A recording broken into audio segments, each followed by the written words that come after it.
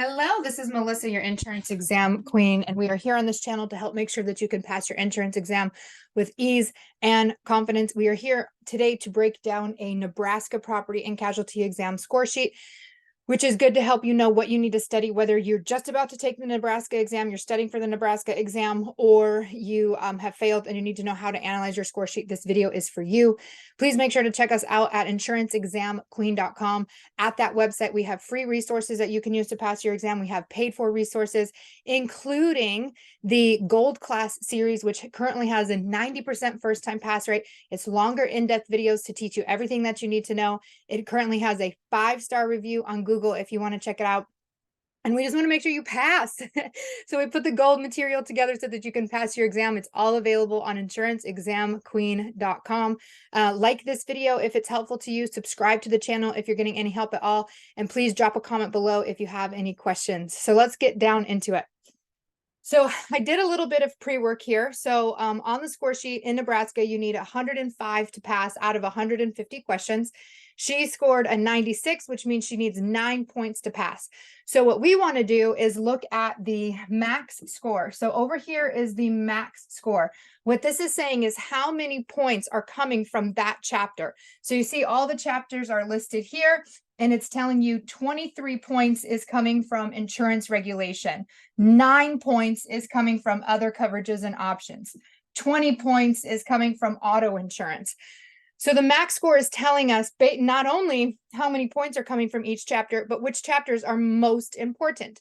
When I'm looking at this and I see that there's 23 points in insurance regulations and only 9 in others, I know that insurance regulation is way more important than other coverages and options.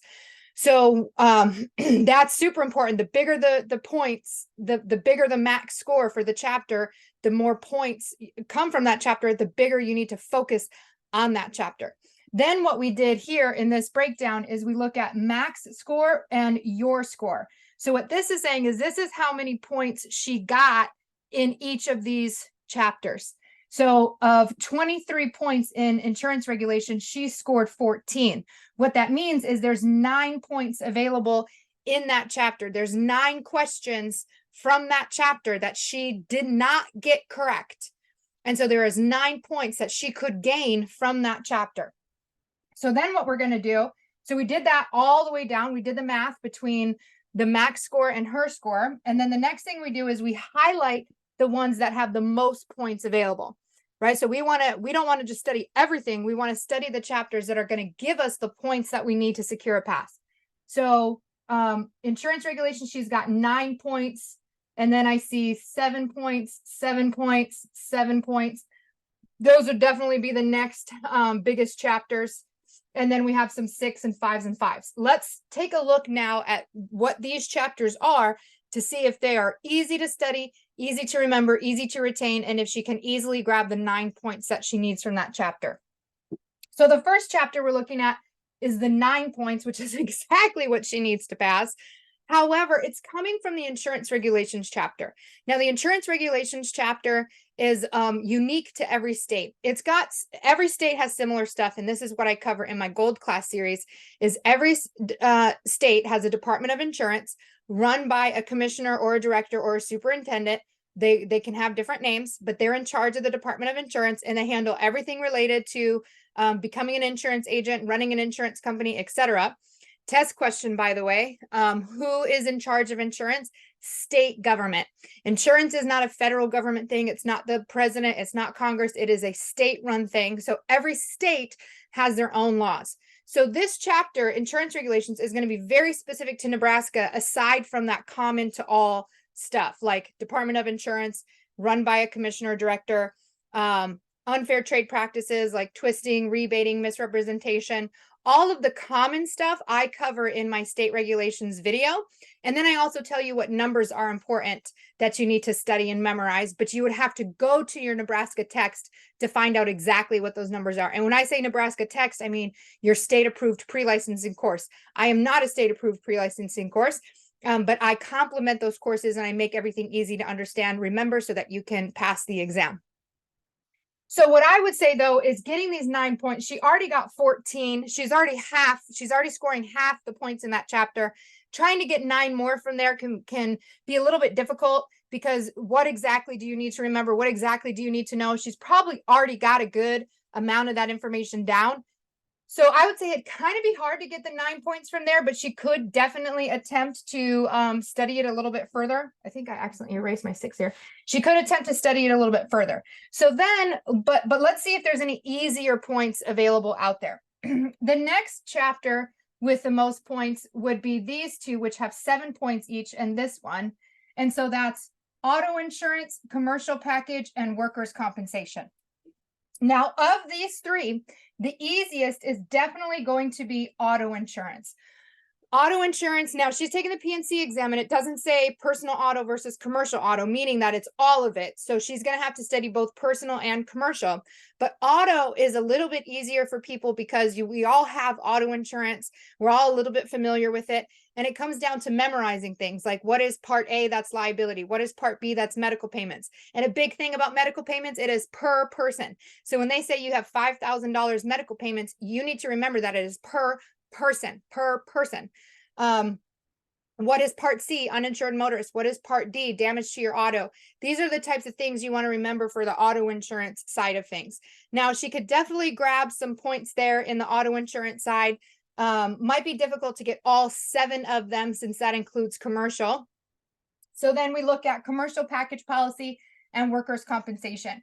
Now, commercial package policy is also another little bit difficult, harder chapter to go after, because it's hundreds of pages worth of material. It can be really hard to know exactly what it is that you need to be, because they can ask 1,000 things from that chapter.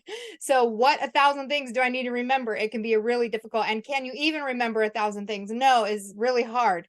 So it can be a little bit difficult to get points from that chapter. Then she's got workers' compensation. She's got 7 points there. Now with workers' compensation, it's very similar to insurance regulation, where it is state specific, but there is a good group of, there's a good chunk of information that is common. In my gold class series, I teach the most common information and what is same across all the states, but then you need to go further into your Nebraska state approved course to find any specific information. So considering that, now she does have 5 points available in homeowner. Oops.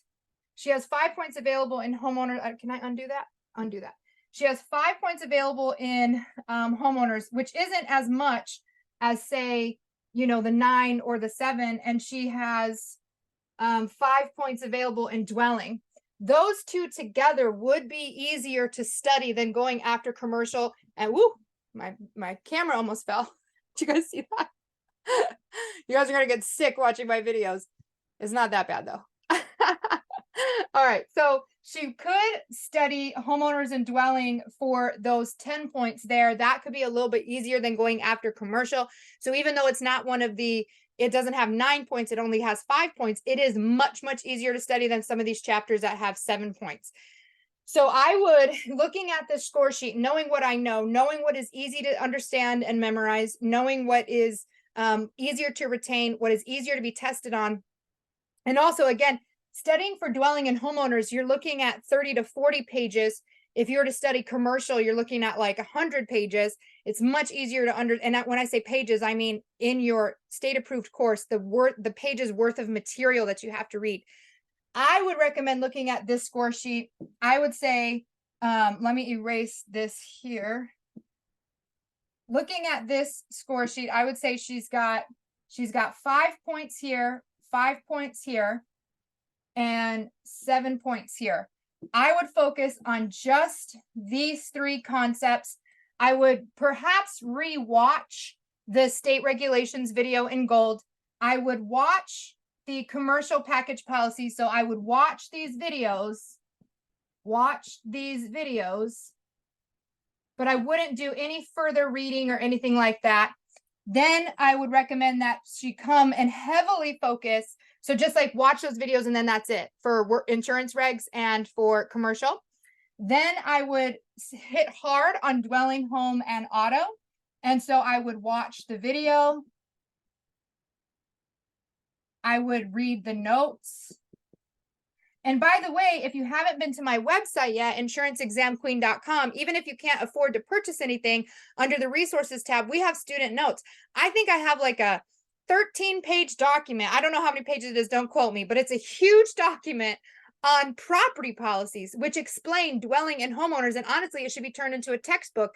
And we should be selling that, but it don't. It's for free. So and even for auto insurance, I have like a huge document on auto insurance that you can read to help study the information. Just in the same way that I teach it easier to understand and I explain it in my videos, my text is also easier to understand. So I would highly encourage her at a minimum to go to my resources tab on my website and read the free notes available for dwelling, homeowners, and auto.